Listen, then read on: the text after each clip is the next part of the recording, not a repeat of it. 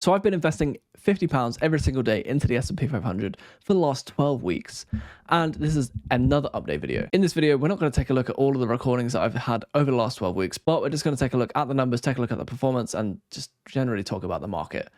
Let's get into the video. So first of all, this is all of the buys that I've done since the 13th of January. If we scroll through here, you can see that there's quite a lot of buys that I've done.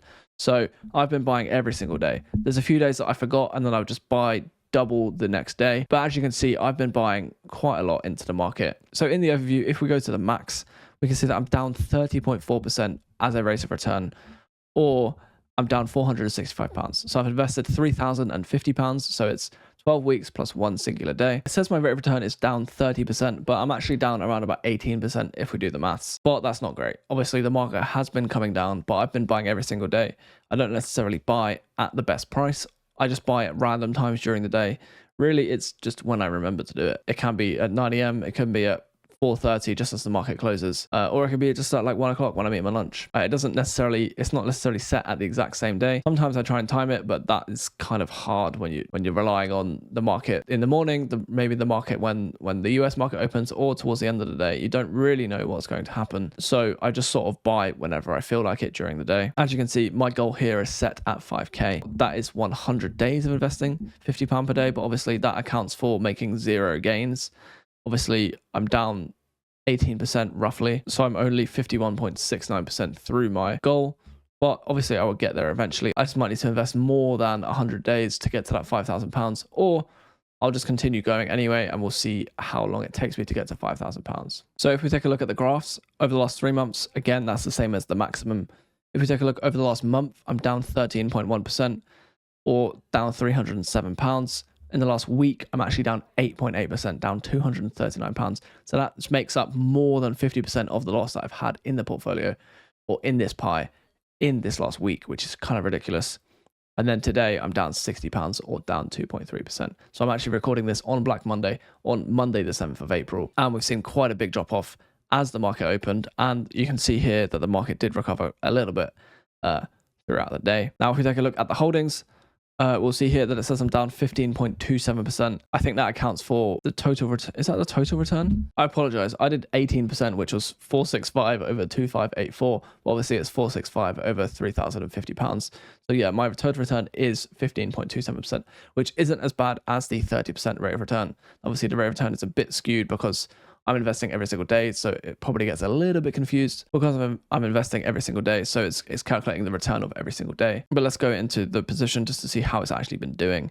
Obviously, when you're watching this video, so you probably know that the market isn't going in the upward direction. It's actually going down. So everyone's sort of looking at those red days and getting a bit worried. But I'm not worried. I'm going to continue buying into the market, doing this every single day. Now, if we take a look over the last month, we're down 11.01%. In the last week, down 8.77%, or in the last day, down 2.39%. If we take a look over the last 3 months, the market is down 17.65%. We can potentially line this up actually to when I first started, which I said was the 13th of January. If we go to roughly there, if we take a look over the last 3 months, the SPXP, or the Invesco S&P 500, a cumulative ETF, is down 17.65%. But if we go back to here, I'm actually only down 15.27%. So funnily enough, investing £50 per day seems to be doing a little bit better than the market, even though the market is coming down and I'm down 15%. I'm still outperforming this ETF by around about 2%. Now, obviously, this might not continue. This is something that is going to happen when the markets are coming down, because I'm buying at cheaper and cheaper prices, as opposed to when, if I were to put the £3,000 in 3 months ago, I would have bought at this price. Whereas in fact, I'm buying as we're coming down. I would have expected this to happen, that I do beat the market over this period of time where the market is coming down in price. It's actually quite funny because when we look at the graph over the last year, I started investing on the 13th of January. And since then, the market has just continued to come down. Now, I did not plan for this. I did not think about, putting money into the market, and I wanted to put, to be honest, I wanted to put the £3,000 or I think I had quite a few more £1,000 to put into the market. But I thought to myself, what's a good way of putting money into the market? Was also not knowing what's going to happen. And this is, I guess, the middle ground between waiting until the market dips and just putting all the money in at the same time, the beginning, sorry, and just putting in £50 per day or however much you can afford. And I guess this is probably the best way of doing it is somehow I've known that the market was going to come down, and I've been gradually putting my money into the market and actually outperforming it a little bit. Not timing the market necessarily, but having my money go into the market. Although investing every single day is kind of the middle ground between timing the market and time in the market. But saying that, the performance hasn't been very good.